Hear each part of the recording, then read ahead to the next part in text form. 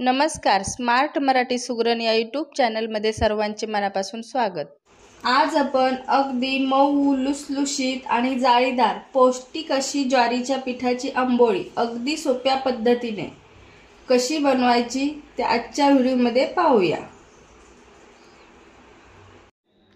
इथे मी मोठी वाटी असं ज्वारीचं पीठ घेतलेलं आहे। हे आपलं रोजच्या वापरातलं भाकरीचंच आहे। आणि एक छोटी वाटी अशी रवा घेतलेला आहे। हा जाड किंवा बारीक रवा कुठलाही चालेल। आणि एक छोटी वाटी दही घेतलेला आहे। आता हे पीठ, रवा आणि दही आपल्याला मिक्सरला फिरवून घ्यायचं। आणि याच्यात आपल्याला थोडंसं अर्धा पेलाचं पाणी घालायचं आणि आता मिक्सरला एकजीव करून घ्यायचं। हे पहा, मिक्सरला मी आणखी याच्यात एक पेला पाणी ऍड करून असं फिरवून घेतलेलं आहे।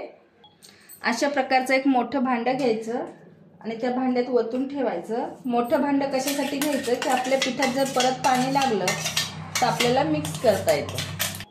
आता आपण आंबोळी सोबत खाण्यासाठी चटणी तयार करूया। त्यासाठी हे झाकून ठेवूया। चटणीसाठी मी इथं अर्धा ओला नारळ असं किसून घेतलेला आहे। कोथिंबीर थोडी जास्त घ्यायची, चवीपुरतं मीठ आणि 5 ते 6 लसूण पाकळ्या आणि 3 मी हिरव्या मिरच्या घेतलेल्या आहेत। ह्या आपल्या आवडीप्रमाणे घ्यायच्या। आता आपण हे मिक्सरला फिरवून घेऊया।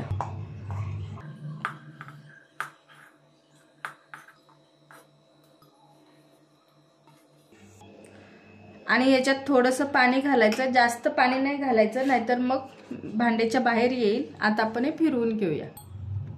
चटणी आपली फिरवून झालेली आहे, तर आपल्या आवश्यकतेनुसार पाणी घालायचं आणि घट्ट पातळ चटणी करून घ्यायची।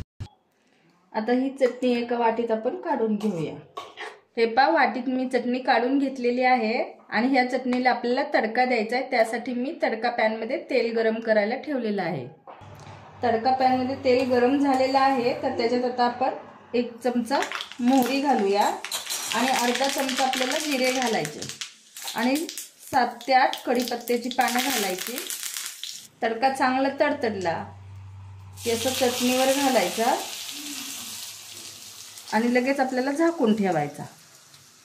आंबोळी सोबत खाण्यासाठी आपली चटणी आता तयार झालेली आहे। चटणी आपली तयार झालेली आहे आणि पीठही छान भिजलेलं आहे। हे पहा, तर आता आपण आंबोळी करून घेऊया। आणि तुम्हाला जर पीठ घट्ट वाटत असेल तर थोडंसं पाणी मिक्स करायचं। याच्यापेक्षा जास्त पातळ असं पीठ नाही करायचं, नाहीतर मग आंबोळी अशी तुटते। तवा तापलेला आहे, तर हे अशा प्रकारे मी कांदा अर्धा कापून त्या कांद्यानं तेल लावणार आहे, म्हणजे आपल्या आंबोळीला मस्त कांद्याचा असा फ्लेवर येतो। आणि आता आपण आंबोळी घालून घेऊया। आंबोळी जास्त आपल्याला पातळ नाही करायची। आंबोळी चांगली शेकलेली आहे, तर एका अंगाने आपण असं थोडंसं तेल लावून घेऊया आणि आता पलटून घेऊया।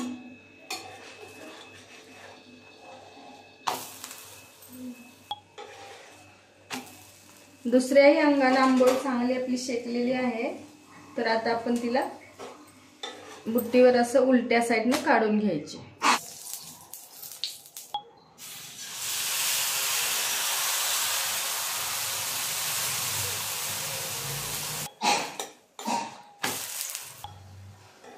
अशा प्रकारे मी आता उरलेल्या पिठाच्या आंबोळ्या करून घेते।